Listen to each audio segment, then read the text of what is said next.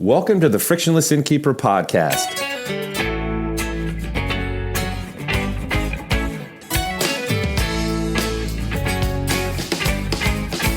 Coming right up, fresh tips and insights from lodging professionals aimed at helping you improve your business. Our podcast is brought to you by the Frictionless Guest App, which helps improve your guest stay without adding more to your day. Learn how at frictionlessguest.com. Steve Short, happy 2023. How you doing? Happy New Year. Happy 2023, Matt. I'm doing just fine, as good as I can do. I'm optimistic about 2023. Yes. Yeah. As am I. I feel like there's some good energy out there. And, speaking of good energy, this podcast is with Lisa Kolb, somebody we've been wanting to talk to for a while. And she is the owner and co-founder of Acorn Marketing. And Acorn has quite a deep history here in the independent lodging innkeeper marketing arena. And she shares some pretty insightful insights with us about Google Travel and what it really means for innkeepers and independent lodging professionals. Yeah. Over the past couple of years, I've seen Acorn and seen Lisa at, some of the trade shows, but have never talked with her. And we were kind of curious to know about Acorn. And it was great to not only hear about what they do and her long history in the whole industry, the whole independent lodging industry, but also take a deep dive into this whole Google Travel thing. She's got a huge amount of knowledge in terms of data and analytics and understanding of how to apply it in the real world and what innkeepers need to really think about when it comes to getting bookings online, especially with Google Travel being such a big part of that now. So yeah, great information, great to connect with her, and just a podcast that's full of a lot of stuff compressed in a reasonable amount of time. Yeah, absolutely. And with that, we hope you enjoy this Frictionless Innkeeper podcast interview with Lisa Kolb, who is the owner and co-founder of Acorn Marketing. And Lisa and Steve, how you both doing today? I'm doing great. Thank you. Excellent. Awesome. Steve Short, how are you, my friend? Matthew, I am doing well, as always. Thank you for your concern. Lisa, thanks a lot for joining us. We appreciate it. Happy to be here. No, it's great to have you both. And Lisa, really appreciate the time. And really, let's start at the top. Tell us about the history of Acorn Marketing. Love to hear about that. Well, Acorn Marketing began in 2002. But there is a backstory to that. Before we started Acorn Marketing, my husband and I, we actually owned a bed and breakfast. It was in Colorado Springs, just north of Colorado College. And we had that bed and breakfast from 97 to 2005. And as most inn owners know, there's regional state associations. Everybody's looking for volunteers. And we did a lot of helping out with those associations. We helped them with their online presence. I was their marketing chair. We were super busy. And that was all before Acorn. And then if you look at those dates, that was back when websites were like the new thing. So we built a website for our inn, and then we built one for the regional association. And then we started building them for innkeepers in the area. And we realized that there was just this huge opportunity for just a better solution for those in the industry. So using all of our knowledge and experience has made Acorn Marketing what it is today. We are a data-driven digital marketing firm. We provide uniquely holistic approach. We're kind of different to marketing for inns, bed and breakfasts, lodges, and independent lodging professionals. And a really fun fact is that many of our team members, they are active and retired members of our industry. These are folks who have gone through our programs, have been highly successful, and they come back and join us and help other property owners do the same thing. And talk a little bit about, before we get into the whole main topic of the Google Travel thing, just to be clear for listeners about Acorn, talk a little bit about your service offering and how I think you've got a bunch of different levels of what you offer to innkeepers, to properties. I understand you do like WordPress website designs for them and at kind of a minimal sort of thing, but then you do a lot more than that, right? Yes, that is true. What we do and the way that we do this is that it isn't just a website. It isn't just an ad campaign. It isn't just your Google hotel ads. It isn't just any one thing. That's why we call it a holistic approach. So yes, our website designs are developed in WordPress. The client actually owns their intellectual property. We don't lease it to them. Our website designs are created as mobile first designs, which simply means that they're built for a mobile device and then they extrapolate to all the different size devices all the way up to a desktop. They're ADA compliant, but it's beyond that. Going with the holistic idea is that we talk to our clients about not just the website being compliant, but what about the property? What about the room? What about the booking engine? What about the OTA? So we look beyond just the coding because it's important. You can be sued for a variety of reasons, and it isn't just the website. Our websites follow Google's various requirements because we all know that Google is king when it comes to traffic and booking. So our sites are quick to load following Google's guidelines. We have this program called Rescue and Recovery because websites are only going to work as well as Google lets them work in Google. So we have to clean up any past digital baggage. So we have those programs and we are all about the data. So we have been using Google Analytics actually back when it was still Urchin, back in the early 2000s before Google bought it. And we have been about the data for 2 decades now. So we are running in tandem GA4, which comes in July. And we're pretty excited to see the new GA4. They keep changing it. I mean, literally daily, they're adding new things to the Google Analytics 4 that your old analytics will go away in July and the new one will take over. But we're running them in tandem for our clients right now. So like you said, we have a variety of levels because there is no one size fits all. We have small clients who have small properties, 2, 3, 4 rooms. And if you're a small property owner, you still have to do marketing, but oftentimes your budget doesn't allow somebody else to do it all for you. So we have a very extensive educational program where we teach innkeepers and small property owners and independent hoteliers to do work themselves that they can be successful.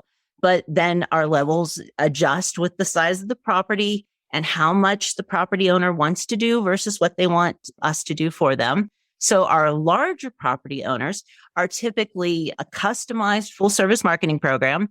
There is an assigned project manager. And as I had mentioned, a lot of our team have done this themselves. All of our project managers have been in the business. They know what you're doing. They can help you on a much deeper level than just talking about the data, though data is our number one key. That's where we start. We use Data Studio for identifying areas on a monthly basis. And then we do a deep dive on anything that looks a little wonky, something not working right, things that could be improved. We have our own unique revenue tracker, so we can see exactly every month what services you're paying for and what your return on that ad spend is, whether it's Google Ads, Bing Ads, Google Hotel Ads, or anything else you're paying for. We go over marketing status every month for any social media posts, blog posts, email blasts. And finally, for our larger clients, we've created really good working relationships with some of our third parties. We have partners that have products that support website retention, prospecting, retargeting. We're always looking for those third-party partnerships to help our larger clients grow. So in a nutshell, that is kind of what Acorn Marketing does. And our favorite saying is, you don't know what you don't know until you know it. Because if you don't have the data, you can't make good quality decisions.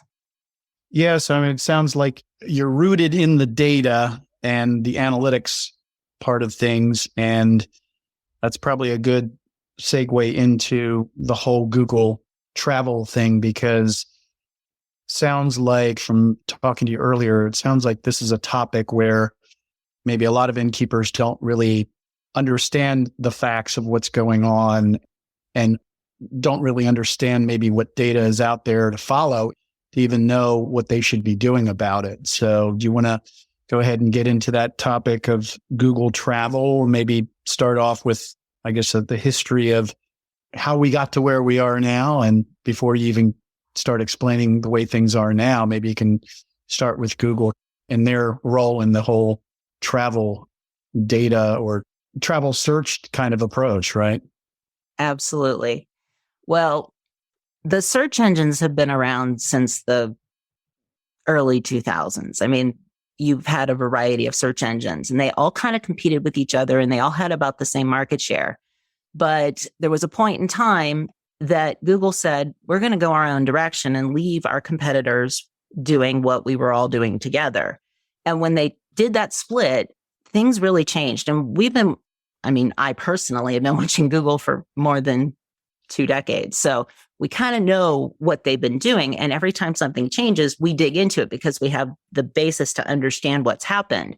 And as I said, if Google's your number one provider of traffic and bookings, the more you know about how to play the game, the better off that you're going to be with your business. So it was around 2014 that Google pretty much had come out with this idea that they were going to have a grand plan to dominate our travel industry.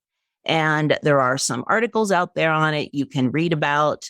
If you look up the Business Insider article, it was from September of 2014. And it's interesting how Google was making changes to their products to be able to use our industry as a moneymaker for them. They could use our industry to work with the online travel agencies like the OTAs, which are like Booking.com and Expedia and all their downstream partners. And they were going to help them help you make bookings. So when they got into dominating the travel industry, they started originally, and it was in 2016, 2 years later, where Google, and if you don't know what the 4-pack is, I'm going to describe it in a second. But when you did a search that is, say, if you're going to look for property in Colorado Springs. So say you did a Colorado Springs, Colorado bed and breakfast. So it's city plus state plus a location phrase. So if you're going to try this on your own, you can just jump into Google and do a search for your city, your state, and a location phrase, like where you are and the type of business you are. So when you do that search, beyond the Google ads at the top, the wordy ads, if there are any, you're going to see this lovely little box, and there's going to be 4 pictures of 4 properties. There's going to be a little map, and there's going to be pricing on those properties. This was called the 4-pack. Now, if we take this back into the late 2000s, before 2014, Google played around with this pack a lot. We had a 3-pack. We had a 7-pack. We had a 10-pack. In 2016, it kind of solidified into a 4-pack, and that 4-pack has been there ever since.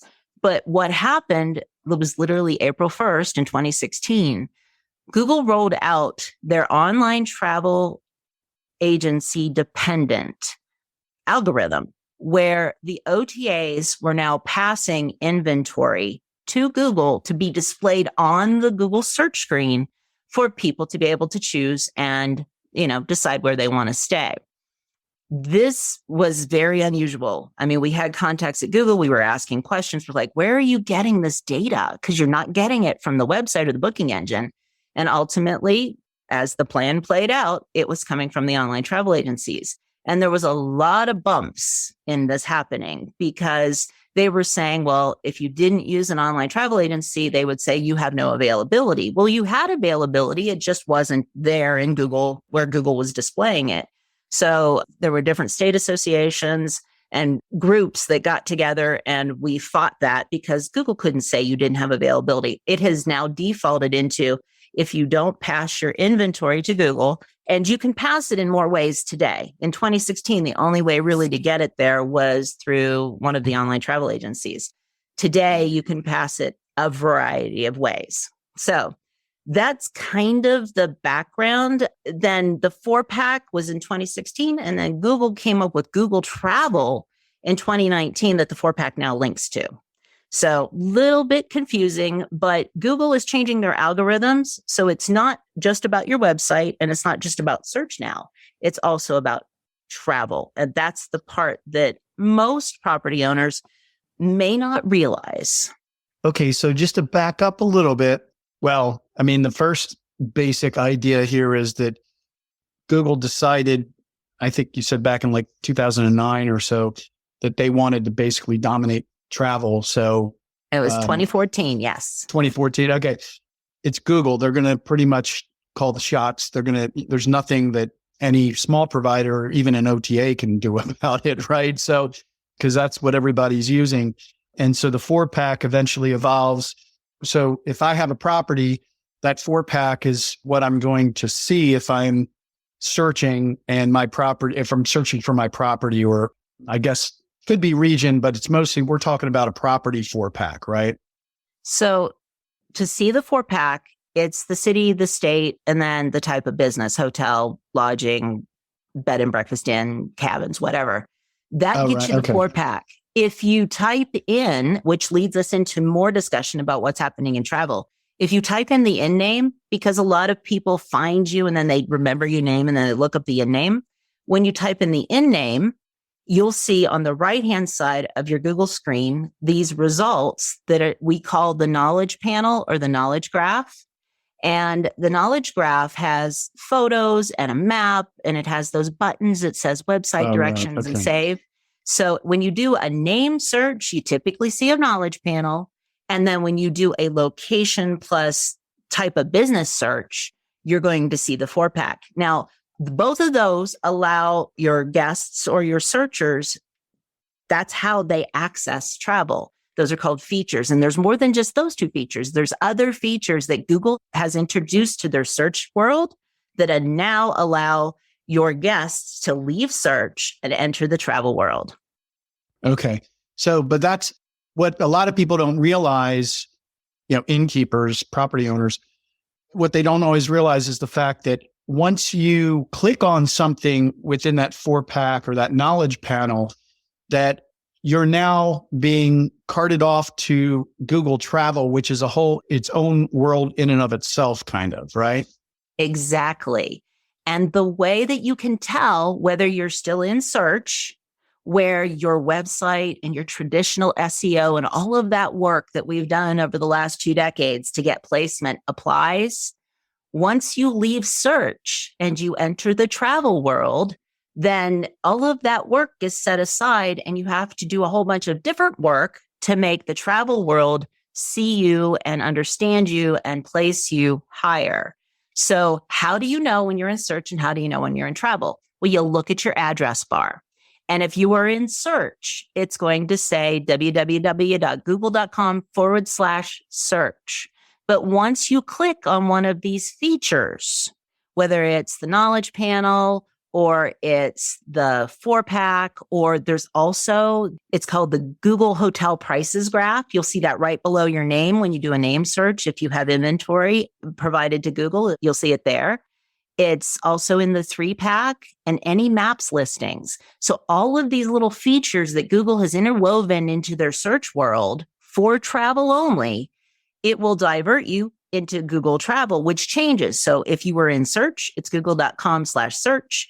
And once you click something that takes you to travel, now you're in google.com/travel. And that's how you know. You look at your address bar and you will actually see that you have left the search world and now you're in the travel world. So one of the big important points here, if I'm a property owner, is that the SEO, not that you shouldn't still focus somewhat on SEO, but it only gets you so far, right? Because if all you do is focus on SEO and you get some traction that way, unless they're going directly to your site, the visitor, potential guest is going directly to your site, they're probably connecting to you through travel. And at that point, you've got to have your booking engine information or whatever. You got to have something in there in order for them to see it, or in order for and some kind of connection with OTAs or whatever. Is that right? What's your suggestion on how to best manage this whole situation that Google's gotten everybody into? So the first thing that any property owner wants to do is that they want to log in to their Google Business Profile account. And if you just go to Google and type Google Business Profile, there's a login there. This used to be the Google My Business. So if you've heard that term, they've just changed the name. So you log into your Google business profile and you make sure that it's accurate. And I suggest you update it once a month because they continue to add new things to this profile. Before the profile existed, Google scraped your data and created a profile for you. So at least we have an opportunity today to edit it if we want to change the information in it. A lot of the information in the profile you will see in that knowledge panel when you do a name search. So that's step one. Make sure that your profile is up to date and clean. Then the second thing is that you need to get your inventory into Google's travel so people can see that you have availability. Like I said, in 2016, when it started, the only way to get there was through an online travel agency, and a lot of smaller properties simply didn't use them. So they kind of couldn't play the game. That has changed in the last few years with the ability for the booking engines and reservation software in our industry to connect you to Google through Google Hotel ads. And there's free ads and there's paid ads. So there's no reason you shouldn't be able to get into Google Hotel ads unless your choice of booking provider doesn't give it to you. If they don't give it to you, you may also look at other channel managers that you can add on top of your booking software to get you there. So you can get your pricing out there by using Google Hotel ads. And that's that little green bed that you will see in the availability section. So once you get your inventory out there, then the third step is to create a revenue management program so that you're offering your direct booking prices through your Google Hotel ads, and then your online travel agency rooms through your OTAs, because that's fed through your booking engine also. You want to get the right prices at the right time sent out so that Google can display them. And that's a strategy, and there's no one strategy. There's no one size fits all here. Everybody has a different type of strategy. So for innkeepers that still have flat rates, like, okay, Monday through Thursday is $249 a night, and Fridays and Saturdays there's $349 a night. That's not revenue management. That's just a flat rate. This is per room, per night pricing adjustment that gets passed to Google through either your channel manager if your booking software doesn't do it. And that's how Google knows what your pricing is so that they now can display you with pricing. Because if you're the one person in town who doesn't have pricing and everybody else has pricing, the likelihood that you're going to show up in that 4-pack, say there's 20 people, you're not going to be in the 4-pack. Google likes to put people with pricing in the 4-pack because with a price, they might be able to help sell that room, and whoever is helping sell that room, and Google will have some type of exchange for services rendered. So that's why it's important that yes, SEO is still out there, but when you start looking at all these different features that can divert your guest from search, where your SEO is so important, into Google Travel, it's a high percentage. It's a high percentage. We actually have a blog post on this. It's on our website, and I think Matt and Steve are going to put it in the description, but you can read the whole case study about it because it's going to explain why you really want to start thinking about travel. And there's tracking also. You can do your tracking. So if I'm an innkeeper and I'm hearing this and I don't have any kind of real revenue management program, I'm assuming that the only way I can manage something like that and have fluctuating room prices by day or by demand or whatever is I've got to have either a booking engine or this channel manager. It's got to be a tool that does this for me, right? So it can do some algorithm type stuff or whatever and adjust rates accordingly, and then have them available through whatever OTA, Google channels, whatever I have in place that where I want to actually make my inventory available. Is that how this works? Almost. Your booking software or your channel manager, they're the tool to pass the data, but not all of them can make the decisions on when to adjust it. There are other tools available, and some of those tools are quite pricey. I also have innkeepers that do this kind of by hand. They build spreadsheets. They understand what their inventory was last year, when they know the rooms are going to be full. Based on historical data, then they look at their current competition and they build this out, and then they use their booking engines to pass the data. Most booking softwares is not going to determine when to turn, when to set this rate here or that rate there. There are programs out there will do it, but again, they can be quite expensive. So we teach our clients basic structure tools to be able to play the game without so much cost outlay. And I do have larger clients who use the tools. So revenue management itself, trying to determine the rates, is not typically done by the booking engines. Now, they do pass the data, but they don't make the decisions. Okay. Got it. Okay. Interesting. All right. So Lisa, talk a little bit about, because you're the data, you all are about data and analytics and all that. So you've got to have tracking in place to make sure you understand how people are getting to you and booking ultimately. So can you talk about data tracking and what you have to track, how to track it, and the importance? Yes, absolutely. Data is how property owners make the right decisions. If you know how much you spent for a particular item, and you know how much you made from that particular item using Google Analytics e-commerce tracking, you can do a simple ROAS discussion. We know that ROAS stands for return on ad spend. So you just do a mathematical, equation, and you come out with a percentage. We pretty much know that the online travel agencies charge somewhere between 15, 18, 21% on any booking that they help you make. And we like to see that our return on ad spend is less than that, because if not, why not just give your money to the online travel agency?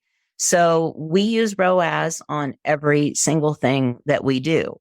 Now, how do you use ROAS and compare it to regular SEO search, where people are still on google.com/search, versus when people are clicking that website button? Because that website button, the web address for that website button in the knowledge panel, in maps, in the 4-pack, etc., that is coming from your Google business profile. And you can actually code that website button so you know where your guests are sitting on the page, and are they entering travel because they're clicking that, if they're clicking the website button, they are in the travel, area. They're either on the knowledge panel or they've gone into the 4-pack and actually gone into travel. So where are your guests clicking? Are they clicking on your website address with all the words on the left-hand side? Are they clicking on an ad that you might have given them to click on? Or are they clicking the website button inside of travel? And we are seeing over time in 2019, that website button, it wasn't overly used. We were still having more SEO traffic then. And we've watched our clients' data for years. So in 2020, that flip-flopped. So there was a little bit more Google travel happening in 2020 than SEO search. And then in 2021, a little bit more than 2020. And now in 2022, it's like doubled. So we know that Google is wanting their travel guests, the people that are looking for lodging, to leave search and go into the website, or go into the website through the website button. They don't want people looking in search. They want them over in travel where they can sell something. If they can't sell you, they'll sell your neighbor. So that UTM tracker code, you can work with your webmaster if they don't have it already installed, to put on the web address in your Google business profile. And after a bit of time, you're going to know how many people are like looking over at the knowledge panel, looking at the 4-pack, or clicking on maps, or any of the other features that we expect Google to be bringing. I mean, the Google hotel prices graph is kind of new. We expect them to give even more features to drag your guests away from where your website has control into the new travel world. And when you know that, I have some clients that are 70% in the travel world. That's where people are clicking on their website address. And if that's where their guests are, it's kind of like you need to fish where the fish are. And that would mean putting more emphasis on the work that you're doing to get seen in travel, and less emphasis on your search world, where the website SEO has always been important. But I still have clients that are like 50-50, and I still have some clients that are flip-flop. They're still in the SEO world. So there's no one size fits all. You need your data. You need to be able to understand where your data is telling you to concentrate and basically fish where the fish are. Mm-hmm. And just to clarify, that website button doesn't actually go to the website. It goes to the Google Travel, which highlights your property. But at the same time, there's also other ads there for other properties, right? Aren't there? There could be, I guess. There are other ads there for other properties. The website button indeed does come to your website. It's the blue check availability button that goes off to the travel system that then shows, oh, you might also like. Right. So, yeah, that makes sense because you control the website button, and that's what you're saying. Control the button. Otherwise, the UTMs wouldn't do you any good. Okay, got it. And here's a little side note. This is different on desktop than it is in mobile. So when you're in mobile, the organic listings, the old SEO listings, are well below all of the travel results. So if you do a search for your in name on your mobile phone, if you bought an ad for your in name, a Google ad where you buy your name, so it shows up first and the ad's up at the top. But then you see the Google results. You'll see the call button, the directions button, a little picture, a map. It'll give you the availability. It gives you more information. You will not see an organic listing from old search on a mobile device until after you see Google Travel. So it is interesting because on mobile, you could be in Safari, you could be in Chrome, you could be using one of the Google apps, their map apps, like the map to do searching to find directions. That map app does different things than a Safari search does. Even the little Google app, the plain old Google app is different. So play around with it, see what your guests are seeing, and then say to yourself, am I there? Am I there the way I want to be? Because Google's pushing travel to the top, especially on mobile. Yep. You got to follow the clicks too. Like you say, it's all about data to understand where people are coming from and what your mix of SEO and other, the whole attribution thing, right? You've got to figure that out. And it's probably going to be changing all the time, right? It changes, but once you start on a trend, it keeps typically going in that trend. Every innkeeper is different. How much competition do you have in your town? Are your guests an older age group of guests? They might still be using desktop and gravitating to the words. I mean, you need to understand your guest base. What type of guests are you having? And you can get that through your Google Analytics data. And you have a gut feel because you see them, every day. So you can have a gut feel, but your analytics is going to solidify that and say, yes, this is what's happening. And then you know where to put your marketing dollars. And then you track them and make sure that they actually are doing what you thought they were going to do. So this is not static. You don't set it and walk away. This is an ongoing thing that you need to watch literally at least once a month, if not more than that, because it's continually changing. Yep. Sounds like it. Awesome. A lot of information packed into a relatively short podcast. Matt, have I gone astray like usual? Do you need to bring me back to the middle of the road or what? I think it's unlike our other podcasts. I don't think I need to rein you in. Yeah, if this one was extending into the 2-hour mark, then I might say I might need to rein you in. But no, I think we're in pretty good shape. I don't know. Lisa, is there anything we may have missed? Because Steve is right. We did cover up on a lot, but it seemed like a very compressed time frame. Surely there's something we missed in here, right? Well, I can just encourage everybody who's listening, go check it out yourself. Put yourself in your guest's shoes.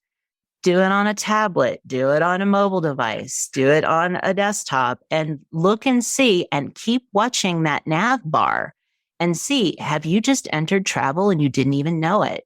And then once you figure that out and you understand it, you will totally understand the value of knowing, are my guests over here or are my guests over there? And how do I market to suit what's going to drive me the most, hopefully, direct bookings? Yep. Regardless of where they're coming from. Yep. Makes sense. Yep. Cool. Good deal. All right, then. So Steve, are we at the do I take us out moment here? And I don't know, any parting shots from you, Mr. Short, before I do that? No, not at all. Other than wanting to thank Lisa for her time. And I think the whole point about the revenue management, you can make a lot more money. I mean, there's just so much that's at stake here that maybe most innkeepers don't really kind of realize. And so I think that I think it gives them food for thought to say, all right, there's a lot here. If I don't understand it and I'm not doing this kind of thing now, I need to start pursuing it because it really can impact revenue heavily, right? Absolutely. And we have clients that we teach how to do this because we teach, but we also have clients that we do it for them. So if you are a smaller property and you want to learn more about revenue management, you can learn this. This is doable. You can do it. But again, it all goes back to budget. Are you able to pay somebody to do it for you? And is it going to just wash out any of your additional revenue you're going to make because you're doing it? Or is it something you can learn to do on your own? And there's levels of it. You can start with baby steps. But first, you have to understand what Google's doing so that then you realize what approach you need to take. Yeah. Maybe in addition to ROAS, the return on ad spend, there needs to be ROS, the return on service spend, which is how much am I paying my service provider versus how much am I getting out of that? That's an important thing as well. That's what you're saying is if you don't have the time to do it, then pay somebody to do it. And it's probably worth the investment. So, yeah. And that you have to watch that too. We do our monthly meetings. We calculate in all the service time too, because it's total ad spend and service time. How much did it cost to do whatever it is you just did? Yeah, makes sense. Good deal. All right, Matt, leave us out. All right, perfect. Well, this concludes this Frictionless Innkeeper podcast interview with Lisa Kolb, who is the owner and co-founder of Acorn Marketing, who, as you heard, discussed what independent lodging professionals need to know about Google Travel and the impact it can have on bookings and much more. And our podcast is brought to you by the Frictionless Guest App, which helps improve your guest day without adding more to your day. Learn more at frictionlessguest.com. And Lisa and Steve, thank you so much for your time today. Thank you. Thanks, Lisa. We really appreciate it. Take care.